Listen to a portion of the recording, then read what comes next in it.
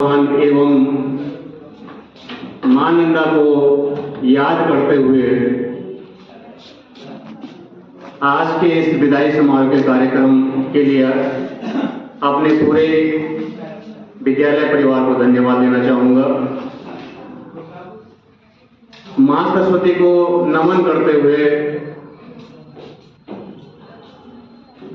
विद्यालय के मुखिया प्रधानाचार्य श्री मोहन सिंह रावत जी,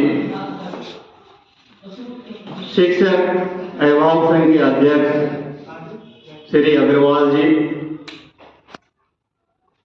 एसएमसी की अध्यक्षा श्री निर्मला जी, मेरे साथ विदाई लेने वाले सिंह साहब, उनकी धर्मपत्नी, उनके परिवारजन, बेटी और दामाद, पौत्र, मंच को कुशलता से संचालन करने वाले डॉक्टर श्री पद्मेश बूढ़ाकोटी जी,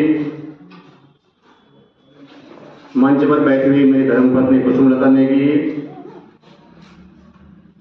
मेरे दोनों बच्चे, मेरे सभी विद्वान साथी, बीएड प्रशिक्षु, भावी अध्यापक, मेरे प्यारे बच्चे, आप सभी लोगों का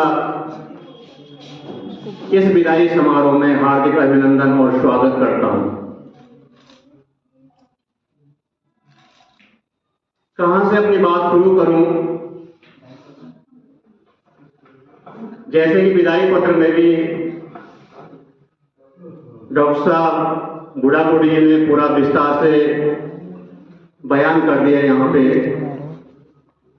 थोड़ा मैं भी अपने मुखारबिंद से अपने बारे में बताऊंगा कि मेरी जो शिक्षा हुई है वो राजकीय इंटर कॉलेज पोखड़ा से शुरू हुई है। गांव मेरा पोखड़ा ब्लॉक में पड़ता है और राजकीय इंटर कॉलेज पोखड़ा से मैंने इंटर तक की शिक्षा ली है।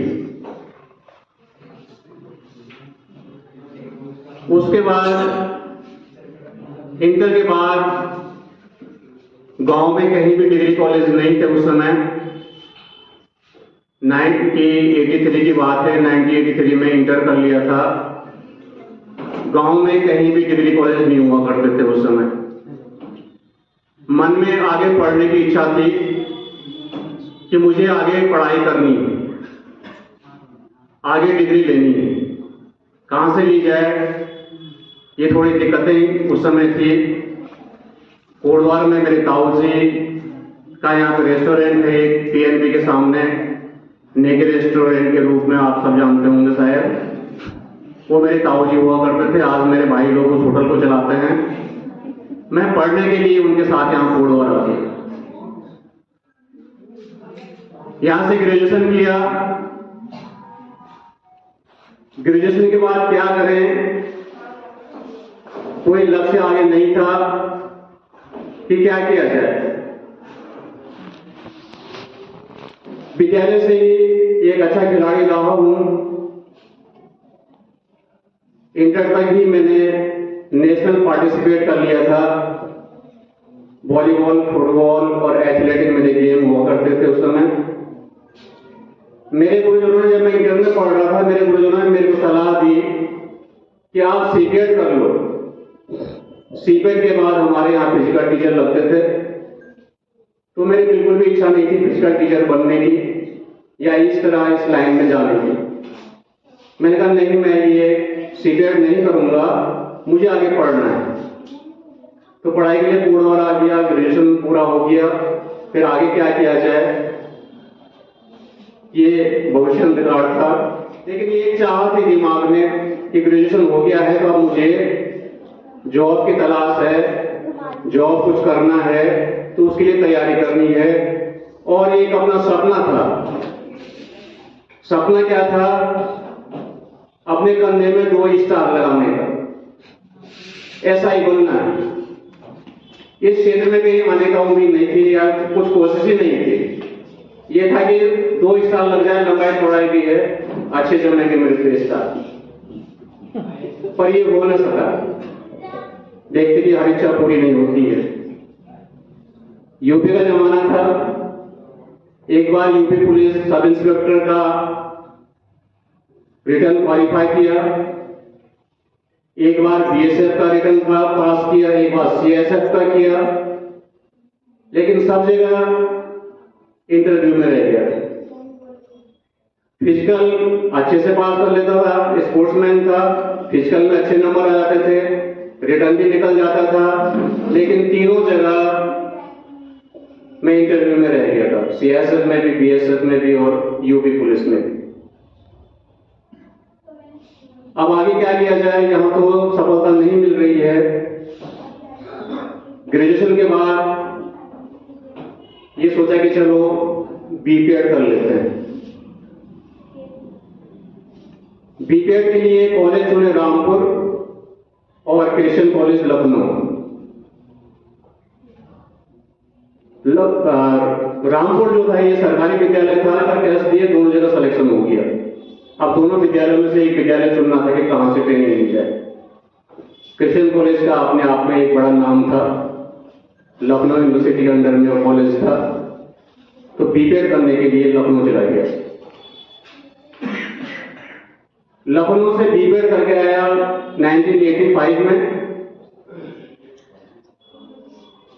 उसके बाद भी ये नहीं था कि इस लाइन में जाऊंगा, फिर एमए में एडमिशन ले लिया 86 में, 87 में एमए कंप्लीट कर लिया और अब भी फिर वही धुन थी कि इंस्पेक्टर बनना है, उसकी तैयारी करता रहा, नहीं सफलता मिली वहां। उसके बाद इधर की ही लाइन चुनी, फिजिकल वाली, यहां अप्लाई किया और 1989 में 1989 में 1 जुलाई 1989 में मैंने राजकीय इंटर कॉलेज पोखड़ा में ज्वाइन किया। मैंने उसी विद्यालय से इंटर किया और उसी विद्यालय में मुझे बिना सिफारिश के, बिना किसी के प्रयास के वही मेरे को नियुक्ति मिली। जब मैं नियुक्त होकर वहां गया तो उस समय वहां कई ऐसे अध्यापक थे जिन्होंने मेरे को पढ़ा रखा। बहुत अच्छा लगा कि जहां से मैंने पढ़ा वहीं से मेरी नौकरी की शुरुआत हो रही है और आज जो विदाई हो रही है, अपने को सौभाग्यशाली समझता हूं, अपने को सौभाग्यशाली समझता हूं कि डिस्ट्रिक्ट पौड़ी का ये सबसे बड़ा विद्यालय है और इस सबसे बड़े विद्यालय से मेरी आज यहां से विदाई हो रही है। नियुक्ति भी सौभाग्यशाली रही और आज विदाई है, तो अपने को वो बड़ा सौभाग्यशाली समझता हूं कि आप जैसे साथियों के बीच से आज विदा हो रहा हूं। 89 में मैंने कहा कि नौकरी लगी, उसके बाद परिवार वालों का कोशिश थी कि जल्दी से आप शादी कर ली जाए।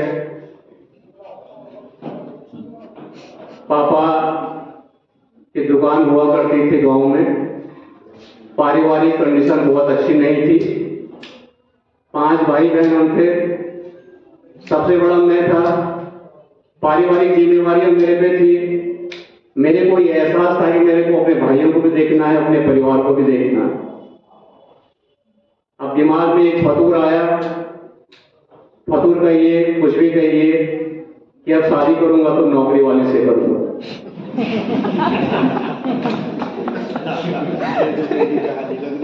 दिमाग में पारिवारिक कंडीशन थी कि भाई 5 भाई बहनों का परिवार है, पारिवारिक परिस्थितियां अच्छी नहीं हैं, तो दिमाग में ये था कि नौकरी वाली जब मिलेगी तभी शादी करूंगा। 89 से ढूंढते ढूंढते बड़ा टाइम लग गया, लड़कियां मिलती थी, कई जगह से रिश्ते आते थे, लेकिन अपना कोट द्वार में कुछ नहीं था, न मकान था न जमीन थी। कोई भी लड़की शादी करने के लिए तैयार नहीं है। सबसे पहले यही होता था कि कोटद्वार में मकान है कि नहीं है? नहीं है सर। कोई प्लॉट व्लॉट कोई जमीन में नहीं है सर, रिजेक्ट।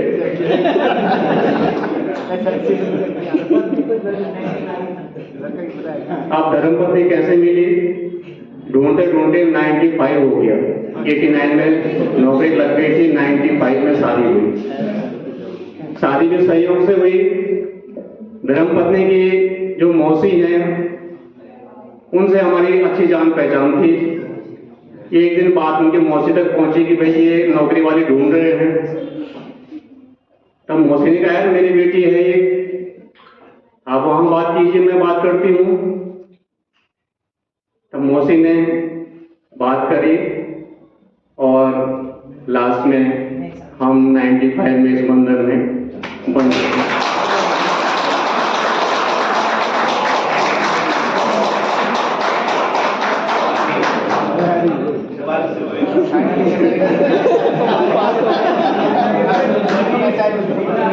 96 में मेरी पुत्री का जन्म हुआ, जो आज आपके सामने यहाँ पे है।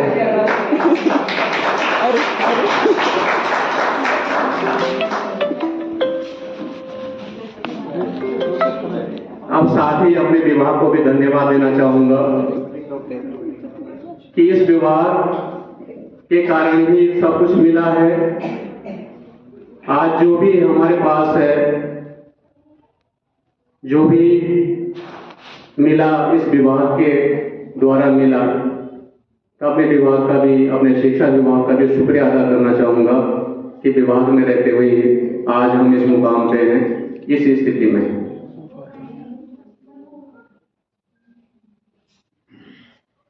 उदास क्या होना, निराश क्या होना, फूल का तो मुकद्दर है डाली से जुदा होना।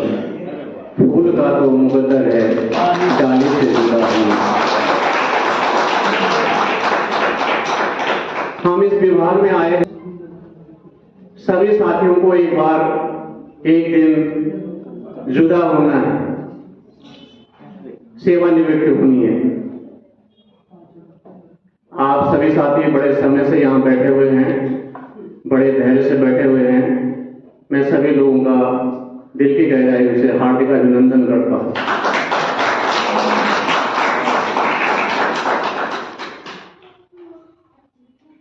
बड़े तारीफों के पुल आप लोगों ने बांधे कि बड़े शालीन हैं, बड़े नम्र हैं, विनम्रता कूट कूट के भरी हुई है। और मेरी धर्मपत्नी, इकलौती धर्मपत्नी, और मेरे बच्चे इन बातों पे हंस रहे थे। अब आप मेरी नम्रता और मेरी विनम्रता मेरे धर्मपत्नी और मेरे बच्चों से पूछिए कि मैं कितना विनम्र और नम्र हूं।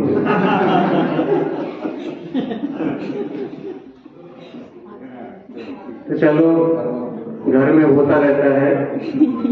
यदि कोई कठिनाइयां, कभी कोई झल्लाहट विद्यालय में हो तो अपने साथियों के साथ नहीं निकाली जाती है, वो घर में ही निकलती है।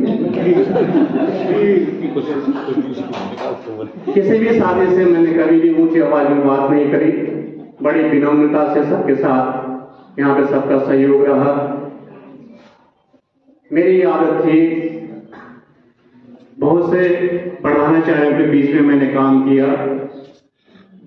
ये मेरा छठा विद्यालय है, शुरुआत पोखड़ा से की थी।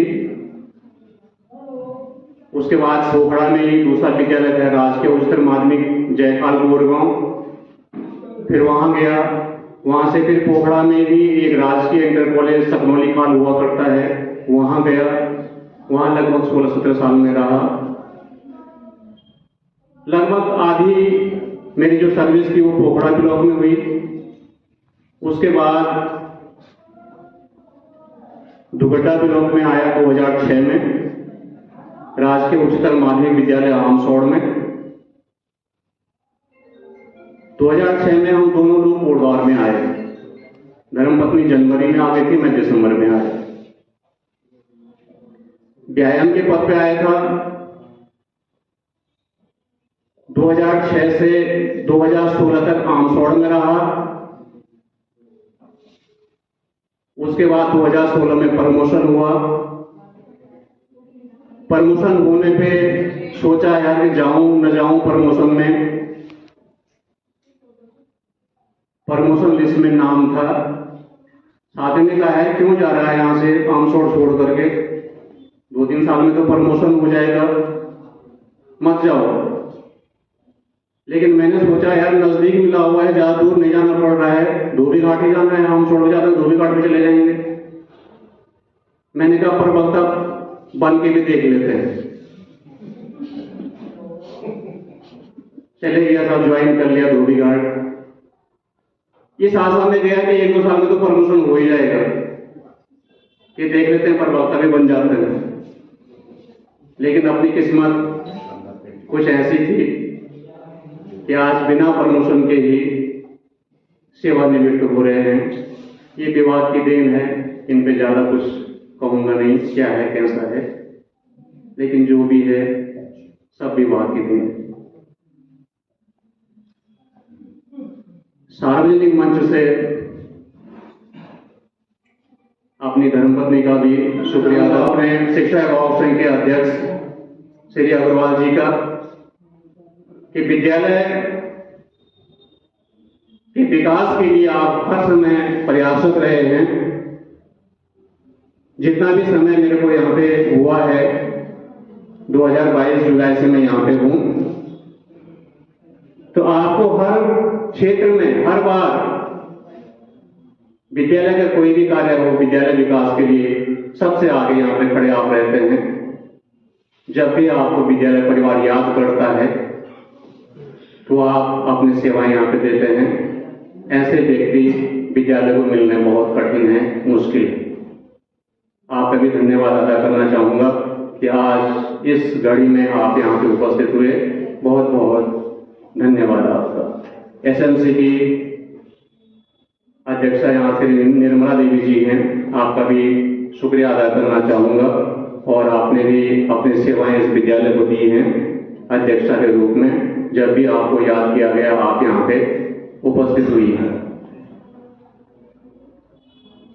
अपने विद्वान साथी डॉक्टर पद्मेश बुढ़ाबुढ़ी जी का भी धन्यवाद अदा करना चाहूंगा कि आपने बड़े अच्छे ढंग से मंच का संचालन किया है। यहाँ पे आपके अंदर विद्वता कूट कूट के भरी हुई है। बड़े बड़े मंचों को आपने यहाँ पे संबोधित किया है।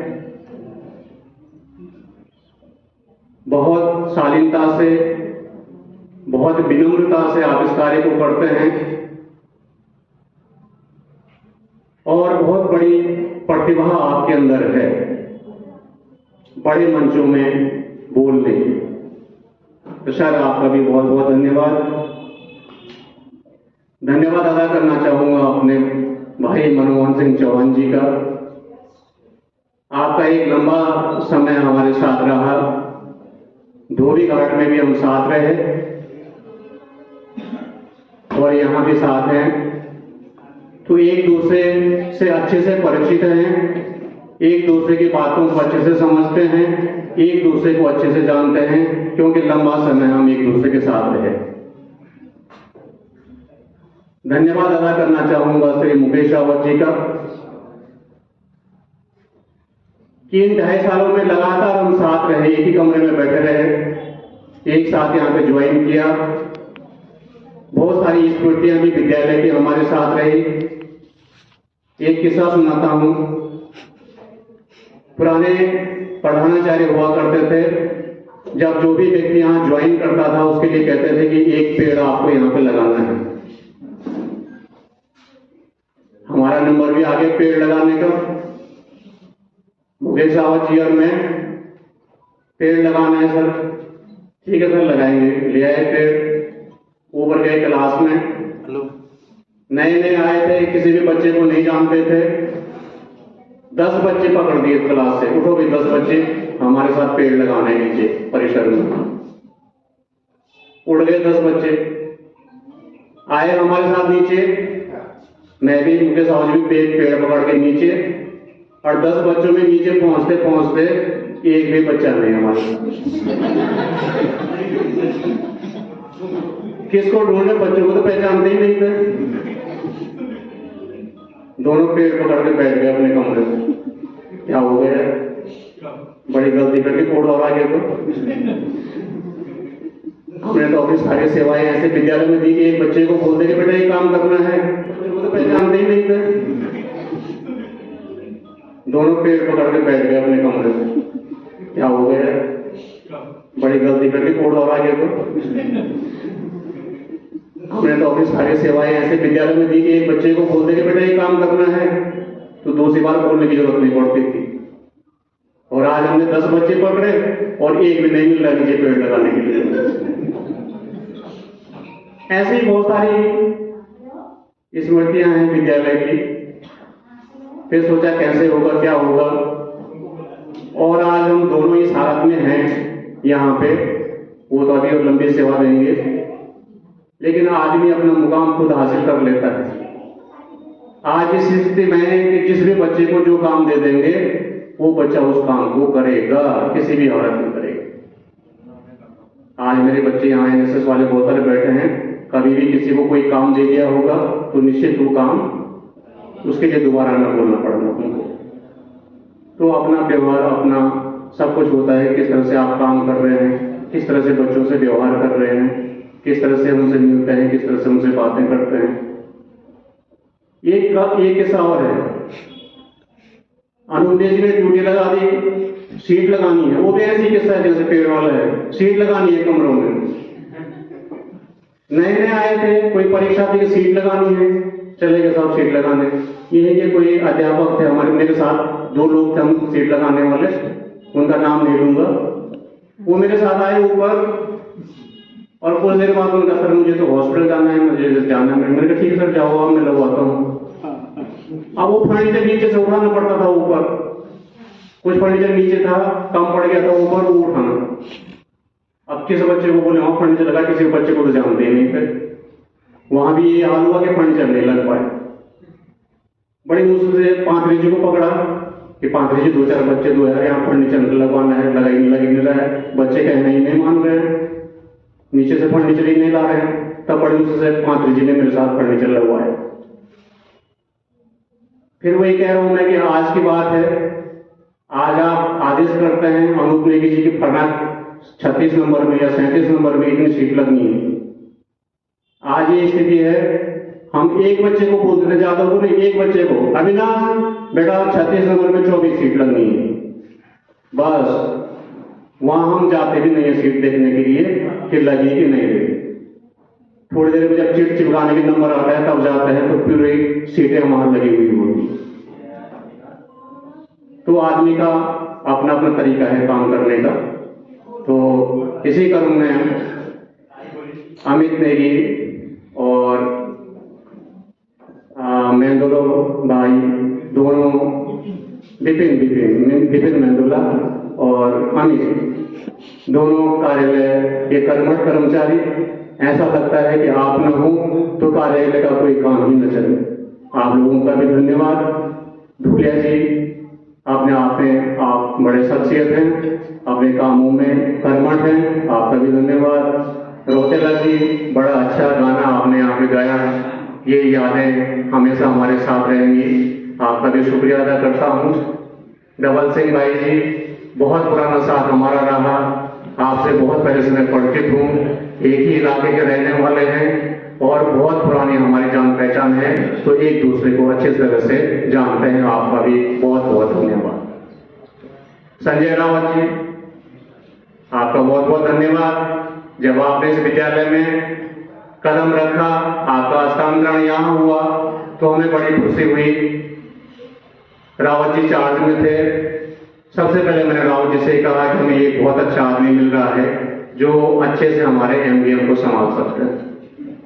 तो आज वर्तमान समय में आप एमडीएम की जिम्मेवारी ले रहे हैं और बहुत अच्छे तरीके से आप इस काम को कर रहे हैं, जिससे कि हमारे विद्यालय का नाम पूरे डिस्ट्रिक्ट में उच्च स्तर पर है कि यहाँ जो भोजन बनता है वो बहुत अच्छा बनता है। अगर आपको हमारा वीडियो पसंद आया हो तो कृपया लाइक करें और अपने दोस्तों के साथ शेयर करें। विज्ञान, इतिहास, रोचक घटनाएं और अद्भुत स्थानों के बारे में और जानने के लिए हमारे चैनल को सब्सक्राइब करें और बेल आइकन को दबाना न भूलें, ताकि हमारे नए वीडियो की जानकारी आपको सबसे पहले मिल सके। आपके सब्सक्रिप्शन और समर्थन के लिए धन्यवाद।